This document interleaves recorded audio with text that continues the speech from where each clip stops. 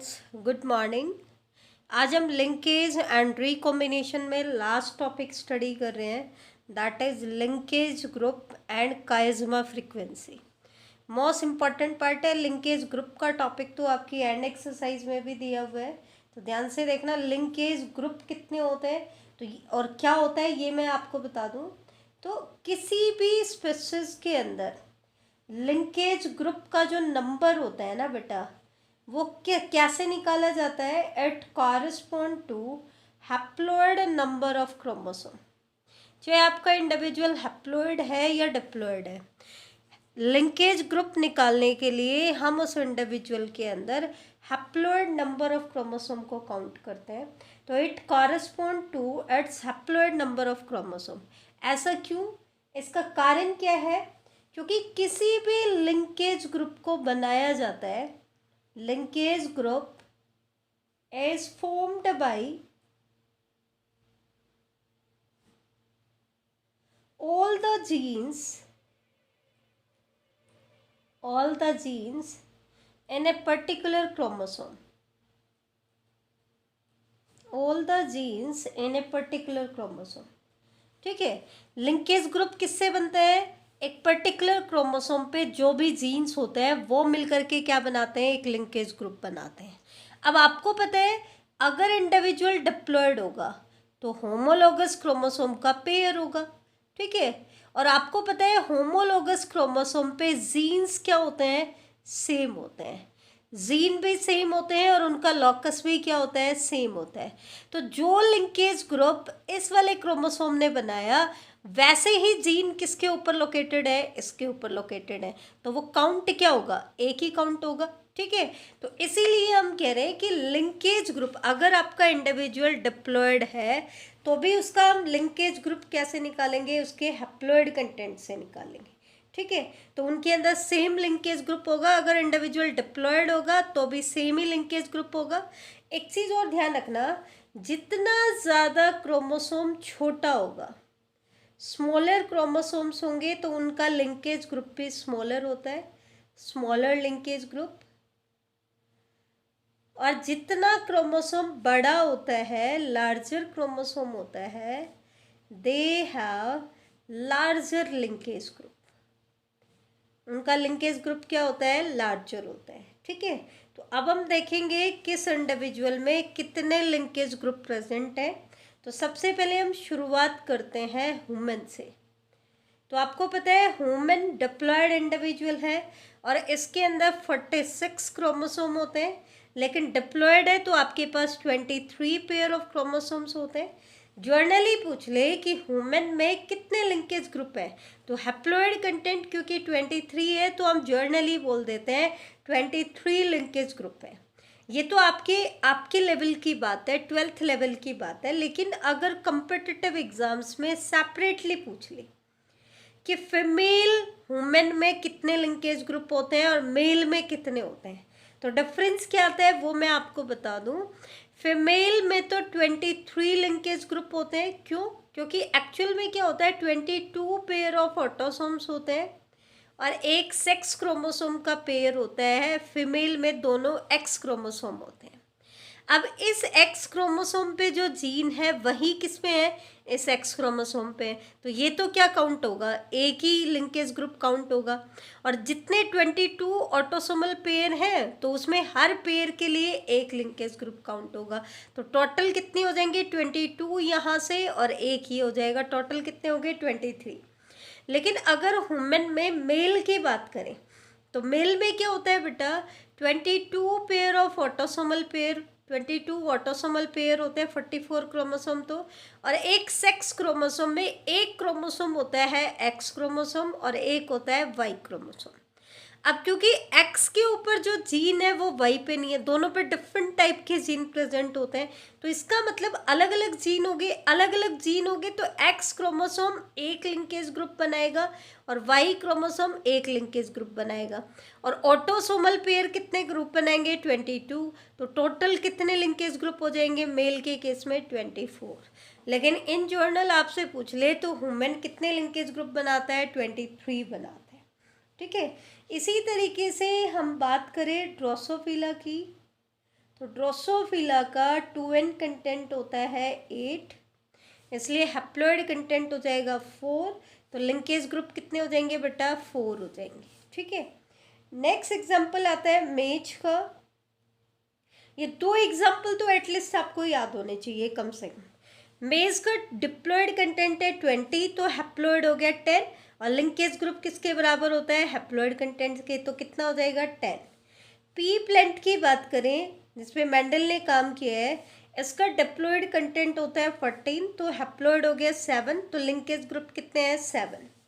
ऐसे ही अगर हम बात करें न्यूरोस्पोरा, बायोकेमिकल जेनेटिक्स में यूज होता है जो फंगाई आपका, इसका हैप्लॉइड कंटेंट होता है 7 क्रोमोसोम का, तो लिंकेज ग्रुप कितने होंगे? 7 बनाएगा। म्यूकर एंड राइजोपस, ये भी आपने पढ़े। तो म्यूकर जो होता है इसका हैप्लॉइड कंटेंट होता है 2, तो इसके अंदर लिंकेज ग्रुप कितने होंगे? 2 होंगे। बार्ले की अगर हम बात करें तो बार्ले में डिप्लॉयड कंटेंट होता है 14, इसलिए हैप्लॉइड कंटेंट कितना हो जाएगा बेटा? 7, और लिंकेज ग्रुप कितने हो जाएंगे? 7। माउस की अगर हम बात करें तो माउस का डिप्लॉयड कंटेंट होता है 42, हैप्लॉइड हो गया 21, तो लिंकेज ग्रुप कितने हो जाएंगे बेटा? 21। ठीक है, तो लिंकेज ग्रुप निकालने के लिए हमें इंडिविजुअल का हैप्लॉइड कंटेंट चाहिए, चाहे आपका इंडिविजुअल हैप्लॉइड है या डिप्लॉयड है। तो ये तो था टॉपिक आपका लिंकेज ग्रुप का। अब इसी में हम आगे आते हैं, थोड़ा सा इसके बारे में हम पहले भी डिस्कस कर चुके हैं, एक बार मैं रिवाइज करा देती हूँ ताकि हम दोबारा से रिमाइंड कर लें उसको। सबसे पहले लेक्चर में हमने पढ़ा था लिंकेज एंड रिकॉम्बिनेशन में क्रॉसिंग ओवर क्या होता है। क्रॉसिंग ओवर क्या होता है? रेसिप्रोकल एक्सचेंज ऑफ सेगमेंट, किसके बीच में? Non sister chromatid of homologous chromosome. मैंने बताया था हमेशा सिमिलर जीन के बीच में क्रॉसिंग ओवर होता है, लेकिन एलील्स क्या करते हैं? डिफर करते हैं। ठीक है, और ये रेसिप्रोकल एक्सचेंज होता है, दैट मीन्स उसका जीन इसमें और इसका जीन उसमें। जैसे कि हमने एग्जाम्पल दिया था सिंगल क्रॉसओवर।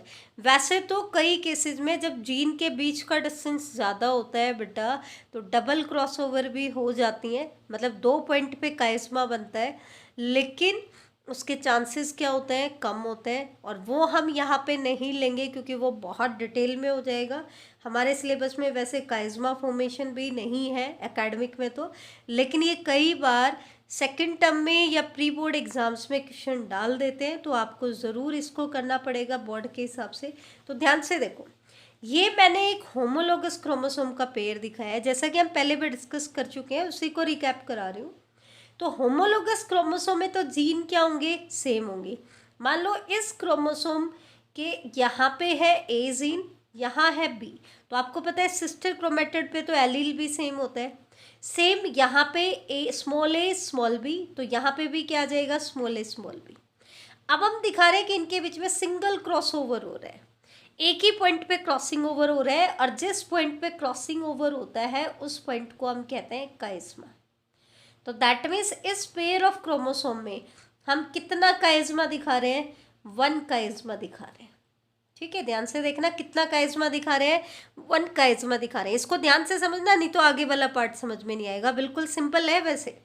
तो देखो, एक पॉइंट पे हमने क्रॉसिंग ओवर दिखाई, दैट मीन्स सिंगल काइस्मा बना। तो फिर जब इसने मियोसिस कंप्लीट कर लिया और गैमीट बना दिए, तो प्रोडक्ट क्या बनी? आपको पता है मियोसिस फर्स्ट होगा तो होमोलोगस क्रोमोसोम का सेग्रीगेशन हो गया। बेटा सबसे पहले तो जो मियोसिस फर्स्ट का इंटरफेज आता है उसमें आपको पता है क्रॉसिंग ओवर कौन से फेज में होता है? मियोसिस के प्रोफेज फर्स्ट में एक स्टेज आती है पैकेटीन स्टेज। ध्यान देना, कौन से स्टेज में क्रॉसिंग ओवर कौन से स्टेज में होता है? Pachytene stage of prophase first. +1 में आप लोग पढ़ के आए हो, लैप्टोटीन, जाइगोटीन, पैकेटीन, डिप्लोटीन, डायकाइनेसिस, ये प्रोफेज फर्स्ट की स्टेजेज है। तो पैकेटीन स्टेज में क्रॉसिंग ओवर होता है, ठीक है, ये तो प्रोफेज फर्स्ट में होता है। फिर एनाफेज फर्स्ट में होमोलोगस क्रोमोसोम सेपरेट हो जाते हैं, और एनाफेज सेकंड में क्रोमैटिड का सेग्रीगेशन हो जाता है। तो आफ्टर मियोसिस हमने क्या देखा? हर गैमीट में आपका एक एक क्रोमेटिड होगा। तो देखो, क्योंकि यहाँ पे क्रॉसिंग ओवर हो गया है, तो इसके आगे का सेगमेंट तो किसके पास चला गया, इसके पास, और इसका आगे का सेगमेंट किसके पास आ गया, इसके पास। क्रॉसिंग ओवर होता है नॉन सिस्टर क्रोमेटिड के बीच में, कभी भी सिस्टर क्रोमेटिड के बीच में नहीं होता है, क्योंकि उनके पास तो एलील भी क्या होते हैं बेटा, सेम होते हैं।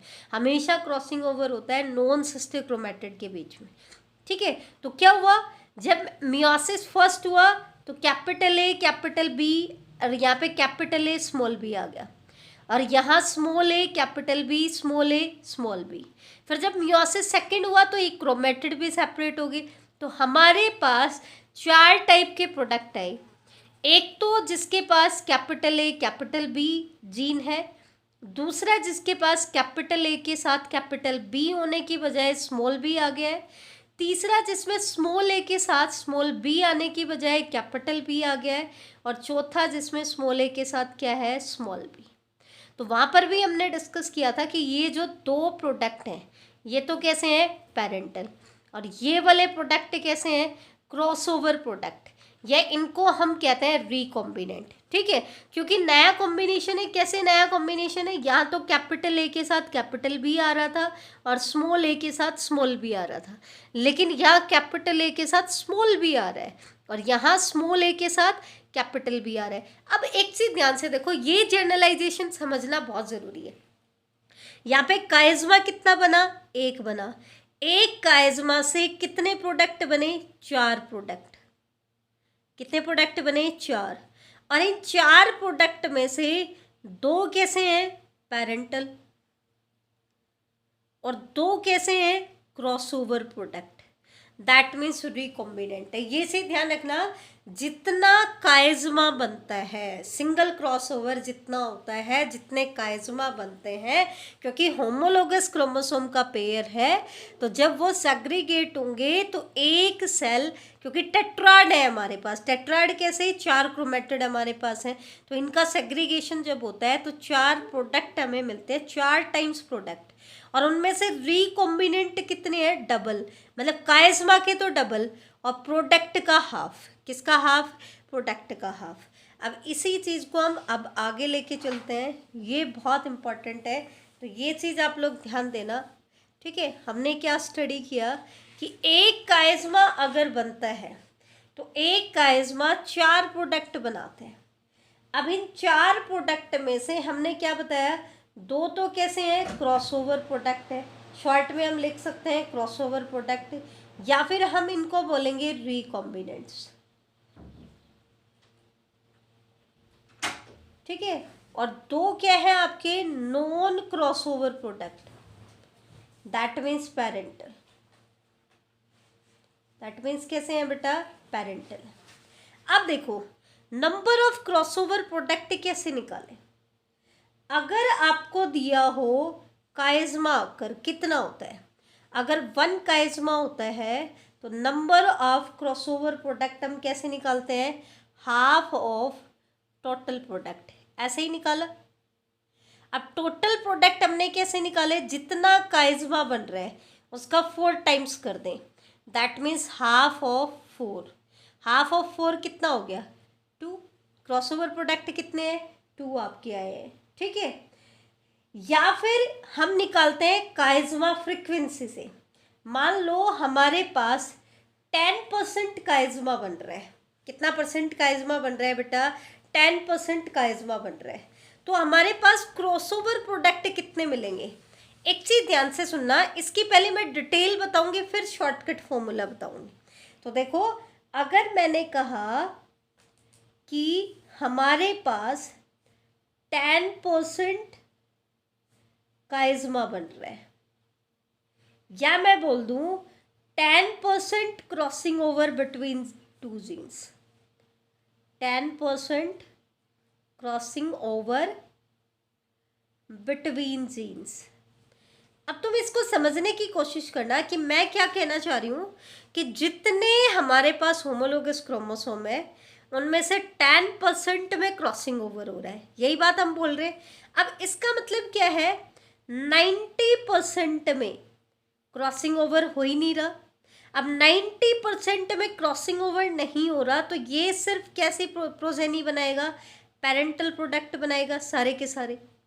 ठीक है, अब आपको मैंने बताया था जितने होमोलोगस पेयर होते हैं उससे 4 गुना क्या बनते हैं, पेरेंटल प्रोडक्ट बनते हैं। अब 90% का मतलब तो क्या है, 100 में से 90 कैसे हैं जो पेरेंटल प्रोडक्ट बनाएंगे। तो पेरेंटल प्रोडक्ट कितने बन जाएंगे, 90 × 4, दैट मीन्स 360। ये तो है ही पेरेंटल, लेकिन 10% में काइज़मा बन रहा है। अब मैंने क्या कहा था, जितने में काइज़मा बनता है उसका 4 गुना प्रोडक्ट हो गए। तो टोटल प्रोडक्ट तो कितने बने, टोटल प्रोडक्ट कितने बने, जितने काइज़मा बन रहे हैं उतने टेट्राड है, दैट मीन्स उसका 4 टाइम। टोटल प्रोडक्ट है हमारे पास 40। अब जब काइज़मा बनता है तो हमने क्या कहा था, 50% पेरेंटल बनेंगे और 50% क्या, रिकॉम्बिनेंट। तो दैट मीन्स 40 में से 20 तो क्या है, पेरेंटल कॉम्बिनेशंस, और 20 क्या आएंगे, रिकॉम्बिनेंट। देखो हमने यहीं पे यही बताया था, अगर 1 काइज़मा बन रहा है तो वो 4 प्रोडक्ट बनाएगा। यहाँ पे कितना काइज़मा बता रहे हैं हम, 10 काइज़मा, 100 में से 10, तो प्रोडक्ट कितना, 40। अब यहाँ पे हमने क्या कहा था, 4 प्रोडक्ट में से 2 क्रॉसओवर प्रोडक्ट और 2 नॉन क्रॉसओवर। तो 40 में से 20 crossover product, that means recombinant, और 20 क्या आएंगे, पेरेंटल। अब रिकॉम्बिनेंट हमारे पास सिर्फ कितने आए, 20, और पेरेंटल हमारे पास कितने होंगे बेटा, 380। कितने हो गए, 380। और टोटल प्रोजेनी हमारे पास कितनी है, 100 हम काइज़मा मान के चले थे, तो टोटल प्रोजेनी कितनी होगी, 400। तो RF वैल्यू क्या आ जाएगी बेटा, RF वैल्यू क्या आ जाएगी, नंबर ऑफ रिकॉम्बिनेंट कितने हैं, 20, डिवाइड बाई टोटल, टोटल कितना है 400, मल्टीप्लाइड बाई 100, दैट मीन्स इसकी RF वैल्यू कितनी आ गई बेटा, 5%। RF वैल्यू 5% कब आई, जब काइज़मा फ्रीक्वेंसी कितनी है, 10%। कितनी है, 10%। इसका मतलब अगर काइज़मा फ्रीक्वेंसी से और RF वैल्यू के बीच में हमें रिलेशन बनाना हो तो हम क्या रिलेशन बनाएंगे, कि जब हमारा RF 5% है तो काइज़मा फ्रीक्वेंसी कितनी है, 10%। इसका मतलब काइज़मा फ्रीक्वेंसी क्या है, 2 × RF। ठीक है, या हम कहते हैं रिकॉम्बिनेशन फ्रीक्वेंसी हमें निकालनी हो तो कैसे निकालेंगे, हाफ ऑफ काइज़मा फ्रीक्वेंसी।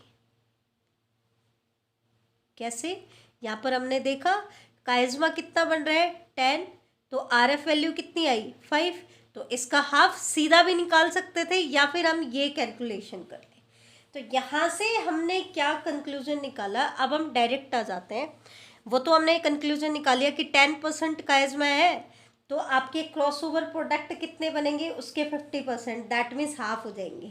और जितना क्रॉसओवर प्रोडक्ट बनेंगे उतनी ही क्या होगी, RF वैल्यू, क्योंकि क्रॉसओवर प्रोडक्ट किसको कह रहे हैं, रिकॉम्बिनेंट को। और अगर रिकॉम्बिनेंट की वैल्यू परसेंट में हो तो उसी को हम क्या कहते हैं बेटा, RF वैल्यू कहते हैं। ये हमने पहले भी डिस्कस किया था। तो अब हमने कैलकुलेट किया, अब हम सीधा बता रहे हैं। सीधा निकालने का फॉर्मूला क्या है, या तो आपको दिया हुआ होगा काइज़मा परसेंट, काइज़मा परसेंट को हम काइज़मा फ्रीक्वेंसी भी बोलते हैं, कि इसके अक्रेंस की फ्रीक्वेंसी क्या है। ठीक है, पूछेंगे क्या, या तो क्रॉसओवर प्रोडक्ट की परसेंटेज पूछेंगे या फिर RF वैल्यू पूछेंगे। तो इससे हम कैसे निकालेंगे, कैसे निकालते हैं, क्रॉसओवर प्रोडक्ट कैसे निकाला जाता है, हाफ ऑफ काइज़मा फ्रीक्वेंसी। काइज़मा फ्रीक्वेंसी का हम हाफ करते हैं। तो काइज़मा फ्रीक्वेंसी हमारी कितनी दे रखी है, 10%, तो हाफ ऑफ काइज़मा फ्रीक्वेंसी कितना हो गया, दैट मीन्स 5%। इसका मतलब आपके रिकॉम्बिनेंट्स कितने आ रहे हैं, 5%। अब रिकॉम्बिनेंट 5% आ रहे हैं, इसका मतलब टोटल कितने हैं, 100 में से 5, तो करके देख लो क्या आ गया, 5। तो इसका मतलब RF वैल्यू किसके बराबर हो जाएगी, क्रॉसओवर प्रोडक्ट के बराबर हो जाएगी। RF वैल्यू किसके बराबर हो जाएगी, क्रॉसओवर प्रोडक्ट के बराबर। अब क्रॉसओवर प्रोडक्ट क्या था, हाफ ऑफ काइज्मा फ्रीक्वेंसी। तो काइज्मा फ्रीक्वेंसी और RF वैल्यू में क्या रिलेशन हो जाएगा, RF तो हो गया क्रॉसओवर प्रोडक्ट के बराबर, या हम निकालेंगे कैसे, हाफ ऑफ काइज्मा फ्रीक्वेंसी। ये फॉर्मूला आपको याद करना है, ये बिल्कुल अच्छे से नोट कर लेना।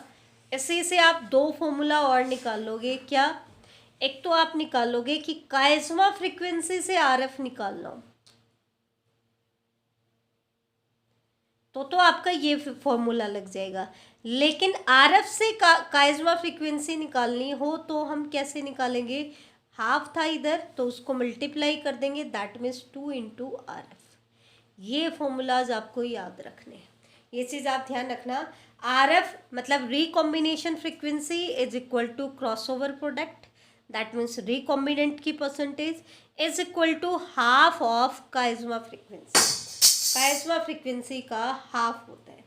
अब इससे रिलेटेड कुछ न्यूमेरिकल प्रॉब्लम्स हैं, वो हम कर लेते हैं, ध्यान से देखना आप लोग। तो देखो,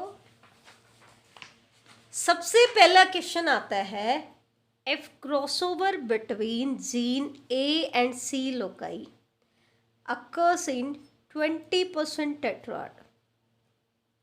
20% टेट्राड में क्रॉसिंग ओवर हो रहा है, इसका मतलब काइज्मा फ्रीक्वेंसी आपको क्या दे दी बेटा, 20% दे दी।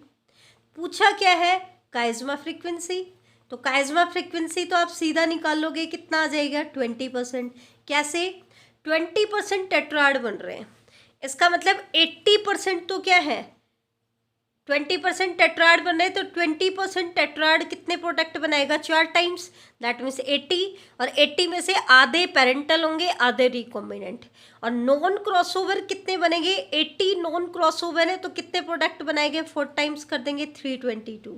तो पेरेंटल कितने आगे, 360, और रिकॉम्बिनेंट कितने आगे, 440, और टोटल कितना हो गया, 400। तो RF वैल्यू हमने निकाल दी 40/400 मल्टीप्लाइड बाई 100, कितना आ गया, 10%। अब हमसे पूछ ले काइज्मा फ्रीक्वेंसी निकालो, तो आपको पता है काइज्मा फ्रीक्वेंसी क्या होगी, 2 इंटू RF, तो हम सीधा निकाल देंगे। ठीक है, परसेंटेज ऑफ क्रॉसओवर गैमीट निकालो, तो परसेंटेज कैसे निकालते हैं, recombinant divide total multiplied by 100, तो कितना आ जाएगा, 10%। ठीक है, आप सीधा भी निकाल सकते थे या इस फॉर्मूला से भी हम निकाल सकते हैं। नेक्स्ट क्वेश्चन आपका आता है, the RF between the gene white I colour and miniature wing is 40%। अब देखो इस बार क्या दिया है, रिकॉम्बिनेशन फ्रिक्वेंसी दिया है। ठीक है, और आपको पता है रिकॉम्बिनेशन फ्रिक्वेंसी से काइज्मा फ्रिक्वेंसी के बीच में क्या रिलेशनशिप होता है, RF is equal to half of chiasma. और काइज्मा फ्रिक्वेंसी निकालनी हो तो कैसे निकालेंगे, chiasma frequency is equal to 2 into RF। ठीक है, तो आपकी RF दे दी 40%। अब आपको पता है रिकॉम्बिनेशन फ्रिक्वेंसी से हम डिस्टेंस बिटवीन जीन निकालते हैं, तो ड्रोसोफिला है तो जीन आपका क्या हो जाएगा बेटा, 40 सेंटीमॉर्गन। ठीक है, क्योंकि जितनी RF होगी उतना ही सेंटीमॉर्गन उनके बीच का क्या होगा, डिस्टेंस। दूसरा काइज्मा फ्रिक्वेंसी पूछ ली, तो आपको पता है RF है 40%, तो काइज्मा फ्रिक्वेंसी कैसे निकालोगे, RF multiplied by 2, that means 80 ना sorry RF is equal to half of chiasma frequency. तो काइज्मा फ्रीक्वेंसी क्या हो जाएगी, 2 इंटू RF। तो RF आपका है 40%, तो काइज्मा फ्रीक्वेंसी कितनी हो जाएगी, 80%। कितनी हो जाएगी बेटा, 80%। ठीक है, तो ये चीज़ ध्यान रखना, ये चीज़ इंपॉर्टेंट है। पूछा क्या है, number of cells code for chiasma. अब जो प्रोडक्ट बनेंगे उनमें से काइज्मा से कितने प्रोडक्ट बने, तो आपको पता है जितने में आपकी काइज्मा फ्रीक्वेंसी आ रही है, काइज्मा फ्रीक्वेंसी कितनी है, 80।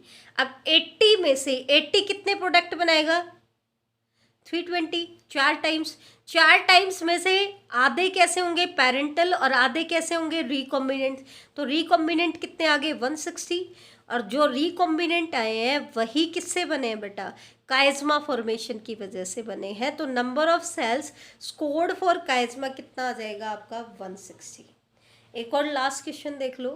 नेक्स्ट क्वेश्चन है, If chiasma is formed between loci of genes A and B in 30% of tetrad, इसका मतलब chiasma frequency दे दी आपको कि chiasma frequency कितनी है 30%। तो पूछा क्या है पेरेंटल टाइप गैमेट कितने बनेंगे, तो आप सीधा निकाल सकते हो।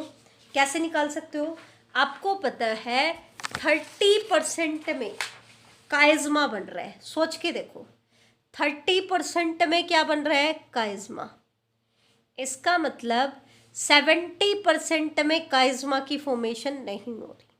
तो 70% से पेरेंटल कितने बने 320। साथ में जिसमें काइज़मा बनता है उनके भी 50% प्रोडक्ट कैसे होते हैं पेरेंटल। तो 30% से कितना हो जाएगा बेटा, इसको ध्यान रखना, इसका आ जाएगा 280, सॉरी 280, ठीक है।